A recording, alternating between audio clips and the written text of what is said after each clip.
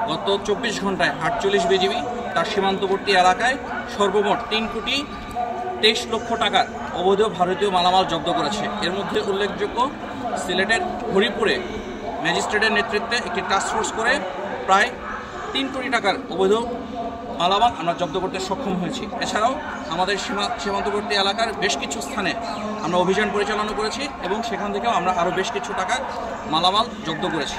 আমরা হরিপুর থেকে মূলত ভারতীয় বিভিন্ন প্রকার কসমেটিক্স ধরেছি। আপনারা পিছনে দেখতে পাচ্ছেন স্ক্রিন শাইন, স্ক্রিন বাইক, এছাড়াও কিছু চকলেট পাওয়া গেছে। এগুলো মূলত সিলেট হয়ে বাংলাদেশে ঢাকায় যায় এবং ঢাকা থেকে বাংলাদেশের সর্বত্র এগুলো চলে যায়। এটার মেইন রোড হলো সিলেট থেকে ঢাকা যাওয়া।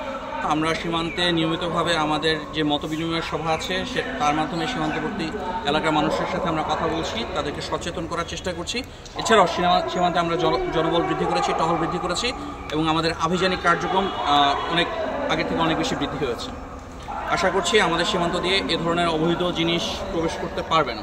আমরা সর্বোচ্চ সচেষ্ট করেছি।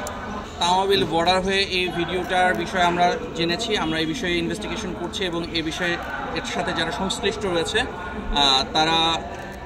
তাদেরকে আমরা আইনের আওতায় আনার চেষ্টা করছি।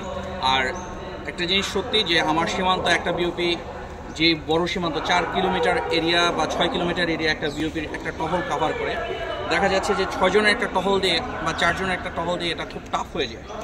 তারপরেও যে ভিডিওটা দেখা গিয়েছে সেই ভিডিওটার বিষয়ে আমরা ইনভেস্টিগেশন করছি যে ভিডিওটা আসলেও এই সময় না এটা আগের একটা ভিডিওকে এখানে দেওয়া হচ্ছে, সেই বিষয়ে আমাদের একটা ইনভেস্টিগেশন চলছে। আমরা আশা করি আপনাদেরকে প্রেস রিলিজের মাধ্যমে সব কিছু জানিয়ে দেব। প্রাথমিকভাবে আমরা বেশ কয়েকজনকে আইডেন্টিফাই করেছি, এদের বিরুদ্ধে তথ্য প্রমাণ জোগাড় করার চেষ্টা করছি। তথ্য প্রমাণ পাওয়া মাত্রই আমরা অলরেডি পুলিশের সাথে এই বিষয়ে সমন্বয় করছি।